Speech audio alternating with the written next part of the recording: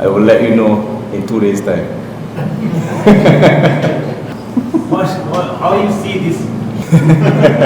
Alright, yeah, that's how it is, brother. Any more questions? No? Firstly, it certainly looks a different surface than Mushfiqur's. Again, you still have to assess every time you play on certain conditions. You got to assess every single time. But having looked at it yesterday, it looks like a different surface to Dhaka. But like I said before, you still have to assess. Rashad, he exploited those conditions in Dhaka. He saw it was a spinner-friendly conditions, and he put the ball in very good areas and made it challenging for all of our batters.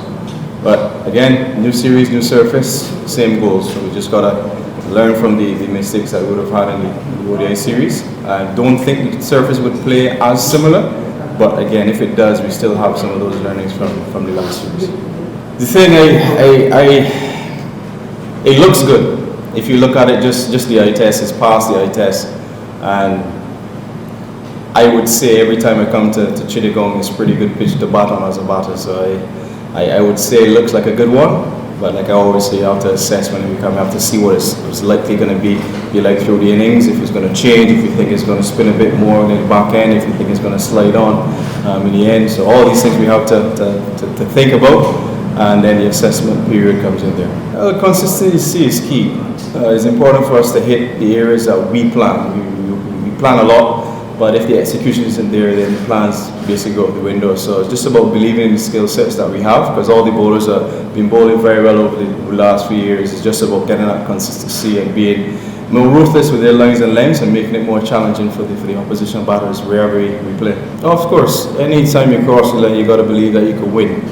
And yes, I just want to say, let's leave that in the past, because if we continue bringing up the past with certain things, then we would be defending champions, because we won the first 2 ODI World Cups. So it's about learning from the past, using the experiences that we would have had, and then making sure that when you cross that line for West Indies, regardless of what's happening, you got to believe that you can beat any opposition. I can't really single out a strength, but I believe if you really look at the depth that we have currently, it would be in our batting. So I think the power that we have, that we possess in our batting lineup, certainly goes, elite standard. But it's always not about what the names look like on paper, it's about the performances that we put out there. So regardless of the big household names that we would have in our squad, we know exactly what they can do. So it's just about being more consistent with those performances. And yeah, we just gotta ensure that our bowlers are doing better than from the ODI series, and then as long as the batters click, I'm sure you're gonna have a very good series as a team. Next level, well done, side by side, fridge. I will let you know in 2 days' time. How you see this transformation? Well, I don't know that, but the way how the game evolves, you gotta evolve with it.